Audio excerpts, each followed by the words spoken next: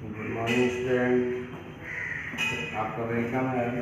आज हम लोग क्लास 8 के बच्चों को साइंस का जो हमारा सेकेंड जो चैप्टर है माइक्रो ऑर्गेनिजम्स सूक्ष्म जीव, उसके बारे में हम लोग डिस्कस करेंगे। तो आज का हमारा जो न्यू टॉपिक है वह है some common human diseases caused by microorganisms, यानी कुछ जो है सामान्य जो है बीमारी जो इंसानों को होती है, जो सूक्ष्म जीव की वजह से होती है, उसके बारे में हम लोग यहाँ पे जो है डिस्कस करेंगे। तो हमने यहाँ एक टेबल बनाया है, इसमें कई सारे जो है पार्ट हैं और अलग अलग जो डिजीज हैं, ये causative micro organism, mode of transmission और प्रिवेंटिव मेजर्स, इसके बारे में हम लोग डिस्कस करेंगे। तो आइए डियर स्टूडेंट, पहला हमारा हमने यहाँ देख रहे हैं कि ह्यूमन डिजीज, ये मनुष्य की बीमारियाँ, कॉजेटिव माइक्रो ऑर्गेनिज्म यानी सूक्ष्म जीव के कारण किसकी वजह से होता है, उसका कॉलम बनाया गया है। और यहाँ है मोड ऑफ ट्रांसमिशन यानी स्थानांतरण, यानी एक दूसरे से दूसरी जगह पहुँचना। और प्रिवेंटिव मेजर्स यानी उसके बचने के उपाय, वो क्या है, जनरल सामान्य है। ठीक है, तो पहला हमारा है ट्यूबर, पहला जो हमारा क्या है ट्यूबर कुलोसिस। पहला क्या है ट्यूबर कुलोसिस, इसका हिंदी क्या होता है, मीनिंग क्या होता है यहाँ पे, तपेदिक या क्षय रोग। ठीक है, इसको टीबी आम भाषा में कहते हैं। ये किसकी वजह से होता है, ये बैक्टीरिया की वजह से होता है। ओके, और किस तरीके से होता है, कैसे फैलता है ये, तो एयर के कांटेक्ट से ये फैलता है, एयर के थ्रू जो है ये क्या होता है, ये ट्यूबरकुलोसिस जो है बीमारी है जो बैक्टीरिया की वजह से होता है। और कैसे एक दूसरे में स्थानांतरित होता है, तो एयर के थ्रू ये क्या होता है, ट्रांसमिशन होता है इसका। ठीक है, तो अभी इसकी जो प्रिवेंटिव मेजर में पढ़ेंगे हम लोग, बाकी पहले सारे डिस्कस कर लेते हैं। तो दूसरा हमारा क्या है, दूसरा जो हमारा जो डिजीज क्या है, मीजल्स, यानी इसको क्या बोलते हैं, खसरा बोलते हैं। मीजल्स क्या हो, खसरा की बीमारी होती है। तो मीजल्स किसकी वजह से होता है प्यारे बच्चों, वायरस की वजह से होता है, ये विषाणु की वजह से होता है। ठीक है, अभी ऊपर आपने लिखा ट्यूबरकुलोसिस जो होता है बैक्टीरिया जीवाणु की वजह से होता है, और वह एयर के जो ट्रांसमिशन से जो है फैलता है। और जो मीजल्स है, खसरा है, वह वायरस यानी विषाणु की वजह से होता है, और इसका मोड ऑफ ट्रांसमिशन जो होता है वो भी क्या है, एयर के थ्रू होता है। ओके, नेक्स्ट हमारा है चिकन पॉक्स।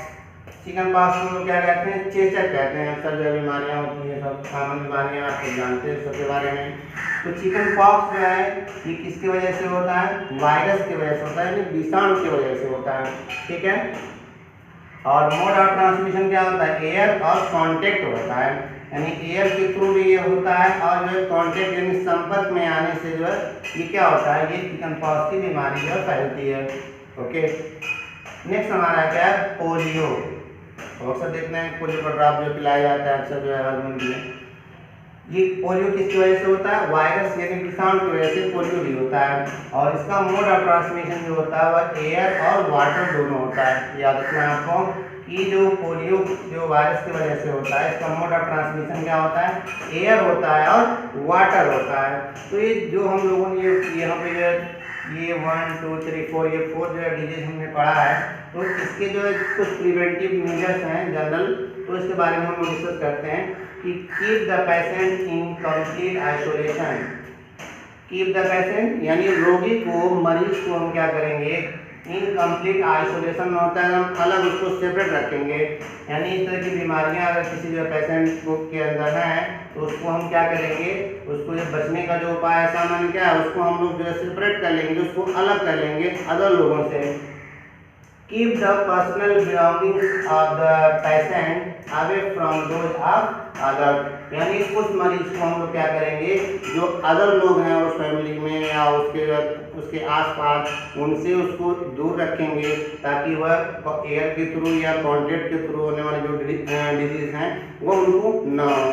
ठीक है, वैक्सीनेशन क्या होता है, टीकाकरण, vaccination to the given in suitable age, और उसके अलावा क्या करना चाहिए, जो सूटेबल, जो उपयुक्त जो है आयु है, हर साल के बच्चों 3 साल 5 साल जो है 3.5 साल के जो बच्चों को जो है टीका लगता है, तो बच्चों को जो है सूटेबल एज में उनकी जो उपयुक्त जो आयु है उसके हिसाब से उनको टीकाकरण उनका करवाना चाहिए। ये जो है बचने के कुछ उपाय हैं जिसको जो है सबको जो है क्या करना चाहिए, फॉलो करना चाहिए और इनके बारे में जानना चाहिए कि ये कैसे जो होते हैं और कैसे हम इससे बच सकते हैं, ठीक है ना।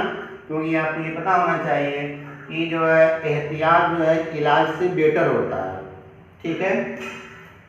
फिर नेक्स्ट हमारा है कॉलरा। तो कॉलरा किसकी वजह से होता है, वह बैक्टीरिया यानी कि जो है ये जीवाणु की वजह से होता है। इसका मोड ऑफ ट्रांसमिशन क्या होता है, वाटर और फूड होता है, यानी जल होता है, पानी और भोजन होता है, ठीक है। और क्या टाइफाइड, ये भी टाइफाइड किसकी वजह से होता है, बैक्टीरिया, ये भी जो है जीवाणु की वजह से होता है और इसका जो मोड ऑफ ट्रांसमिशन जो होता है वो वाटर होता है, ठीक है। टाइफाइड जो किससे होता है, वह किससे होता है, बैक्टीरिया की वजह से होता है, ठीक है, और वाटर के जरिए होता है। और कॉलरा जो होता है बैक्टीरिया की वजह से होता है और वाटर और फूड दोनों के जो द्वारा होता है, ठीक है।